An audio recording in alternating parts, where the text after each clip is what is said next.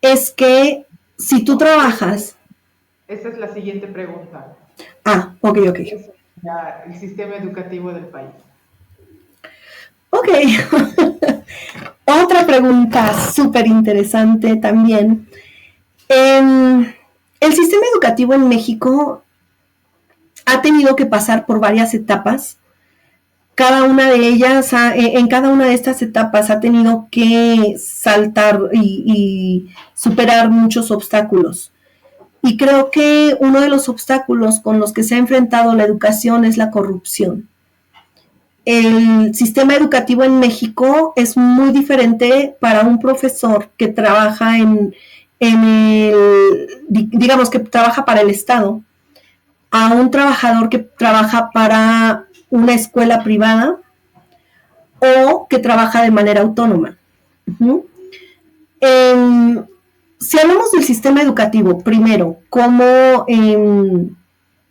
refiriéndonos a las condiciones laborales de los profesores, podríamos decir que en el sistema federal, que es el sistema que sostiene el gobierno, los profesores creo que tienen sueldos más o menos dignos, tienen buenas prestaciones, tienen cosas que los profesores que trabajan en el sistema educativo privado no tienen, pero pues los profesores han tenido que enfrentar varias luchas a lo largo de los años para poder obtener lo que ellos han conseguido hasta este momento.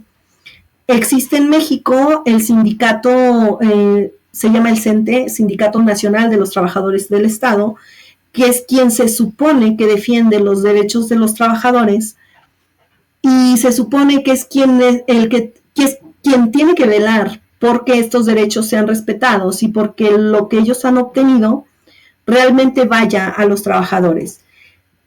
El problema es que este sindicato se ha corrompido de una manera impresionante y entonces los maestros no siempre reciben lo que tendrían que recibir. En el sistema privado, un profesor depende también del tipo de escuela.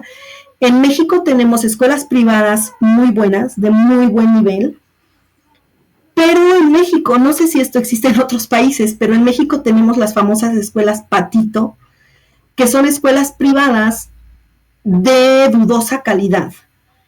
En algún momento el gobierno decidió privatizar la educación y entonces se permitió que surgieran muchas escuelas privadas que funcionaban con criterios muy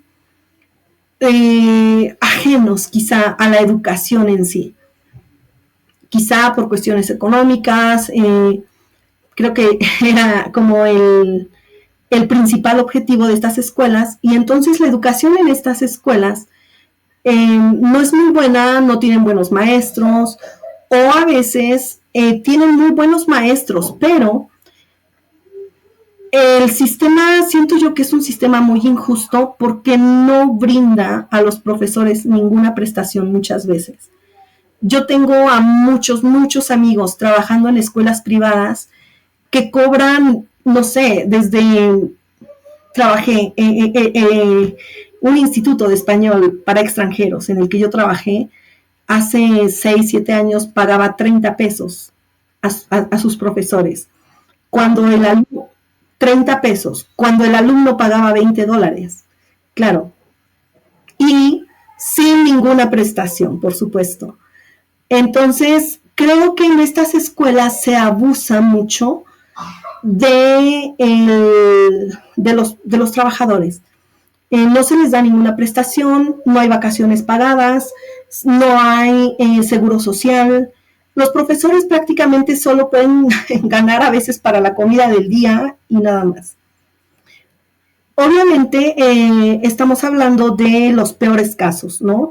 Pero hay escuelas que quizá dan muy buenas cosas a sus trabajadores y también el nivel educativo es muy bueno.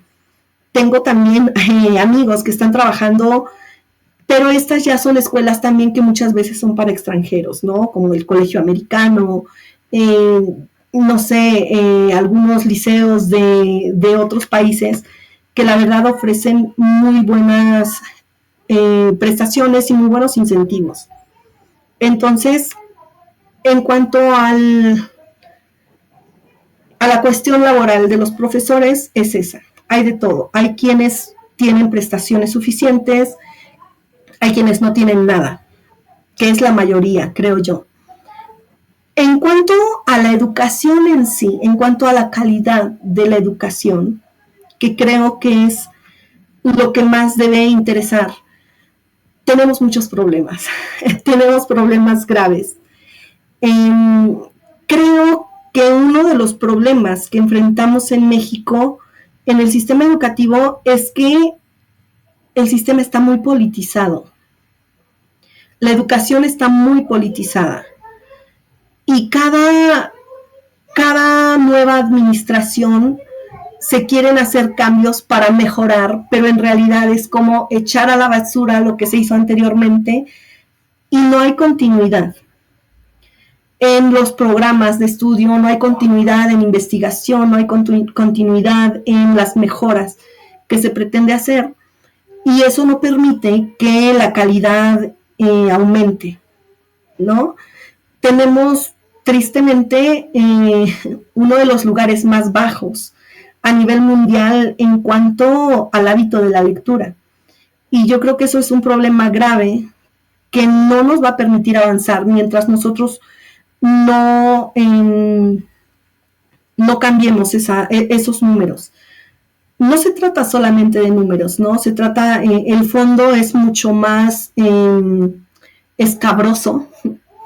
Hay un fondo muy escabroso en cuanto a la educación, porque la educación tiene que enfrentar muchos problemas. Hay lugares en México donde los niños tienen que caminar todavía en el siglo XXI, que tienen que caminar grandes distancias para poder llegar a donde tienen que estudiar. Hay profesores todavía que también tienen que caminar horas y horas para llegar a los lugares de trabajo, lugares donde muchas veces los profesores no tienen ni una casa digna, ni una cama para poder descansar bien. Hay lugares donde no hay todavía medios de comunicación adecuados. Y por supuesto, no hay tecnología. Entonces, creo que otro de los problemas que enfrenta la educación en México es que los programas de estudio son muy estandarizados. Y en México tenemos contextos muy distintos. Entonces, eso provoca que los programas que se aplican en los libros, por ejemplo, no sean aplicables de la misma manera en la ciudad que en una zona rural. Y eso no se toma en cuenta al planear. Entonces, creo que estamos estancados, tristemente, sí.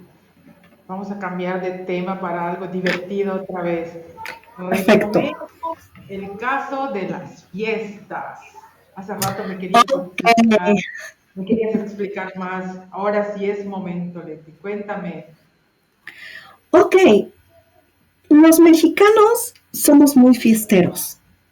A cualquier lugar del país que tú vayas, vas a encontrar fiestas. Y fiestas de todo tipo. Creo que también es una de las cosas por las que se caracteriza el mexicano y por las que es conocido el mexicano en general. Por ser muy fiestero y por hacer fiestas de la nada muchas veces. En México, no sé, a veces se festeja desde que, no sé, saliste viendo una operación quizá, porque cumpliste años, porque te graduaste, porque el niño cumplió 3 años, porque él cumplió 18. En México se celebra todo. Y porque te vas de viaje, hay la despedida, la bienvenida, que porque nació el bebé, que porque te embarazaste, o sea, porque ahora las fiestas de divorcio también. Entonces, además, como ya comenté antes, México es un país católico y cada pueblo, tiene su santo, que es un santo católico, y cada año hay una gran fiesta en cada pueblo en México. Entonces, las fiestas son, son todo un tema, porque en cada región también a la que tú vayas, puede ser que las celebraciones sean distintas. Uh-huh. Porque en ocasiones hay todavía influencia de las culturas prehispánicas y muchas veces en las fiestas se involucran rituales milenarios que son muy interesantes. Y un ejemplo de estos son las bodas. Ajá. Creo que las bodas en la ciudad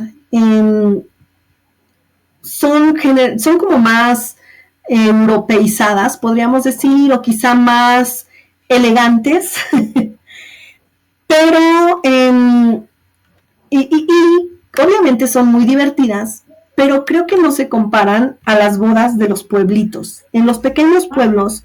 Como más sofisticada, ¿no? La fiesta, nada más llegas, envías tu regalo, convives, comes, bebes, bailas y te vas, pero Y se acaba la fiesta. en los pueblos, ay, ándale, explícame, conozco cómo son las bodas en Oaxaca y un día, Wow. pero Sí. cuéntame, por ejemplo, en Puebla, ¿cómo son las bodas? De pueblo, no la boda sofisticada de, ay, mi Claro, vestido claro. de No. pero sí, no, cuéntame la fiesta del pueblo.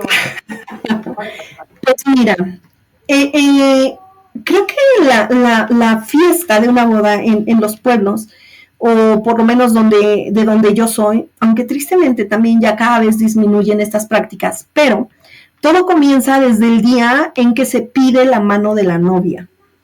El día de la pedida de mano se acostumbra que vayan los papás del novio a la casa de la novia y se acostumbra que lleven algo que ellos le dicen la palangana. La palangana es una canasta muy grande que tiene muchas cosas para consumo. Azúcar, generalmente pan, café, azúcar. Despensa que lleva a la familia del novio a casa de la novia, como Sí, una dote, pero es una despensa. sí, exacto. Pero allá le dicen la palangana y los elementos principales son café, pan y azúcar, pero también puedes incluir muchas cosas para comer. Pasta, arroz, quizá frijoles, muchas cosas, lo que tú quieras, pero es una canasta enorme, ¿no? Hay quien lleva no una canasta, muchas canastas, hay quien lleva un animal, por ejemplo, un guajolote, gallinas o un cerdo, no sé. Entonces, el día de la pedida de la novia van los papás a hablar formalmente con la familia del novio y les dan la bendición, los reciben a veces con incienso, con velas, con agua bendita, y se hace todo un ritual para bendecir la unión próxima. Ajá. Después de eso viene la planeación de la boda, que puede tardar meses quizá, y el día de la boda, también se hace antes en algunos lugares la despedida de soltera, no al estilo de la ciudad con hombres con poca ropa, no. Es también como una... Sí, no quería decir una palabra en inglés, pero sí los strippers, ¿no? Entonces, allá, por ejemplo, se puede acostumbrar una comida con la familia. Creo que en la actualidad ya también cada vez más se usa esto de los juegos picantes y cosas así, pero es algo como en la casa. No es como te vas en la noche de antro, no. Es más familiar, entre comillas. Después, el día de la boda, en los pueblos, a diferencia de la ciudad, que en la ciudad compran todo, en los pueblos se acostumbra a hacer todo como en comunidad. La familia invita a los vecinos o llegan las tías y las abuelitas, todo el mundo, desde a matar los animales, a limpiarlos, a hacer la comida. Entonces el trabajo real, no es la fiesta, más bien mucho trabajo, comienza días antes. Comienzan a preparar el lugar donde se va a hacer la comida. Muchas veces allá las fiestas no son en un salón de fiestas, son en la casa o en la calle, si no hay espacio en la casa. Entonces se tiene que acondicionar todo el lugar, se matan a los animales, se limpia, se cocina, etcétera. Y el día de la boda pues obviamente tiene que haber una misa y después de la misa pues viene la comida, ¿no? Después de en la comida generalmente o desde la misa muchas veces hay mariachi. El mariachi es un elemento muy importante en las fiestas mexicanas, sobre todo en las bodas. Entonces, a veces la misa la canta un mariachi. Vas a la casa, todo el mundo come,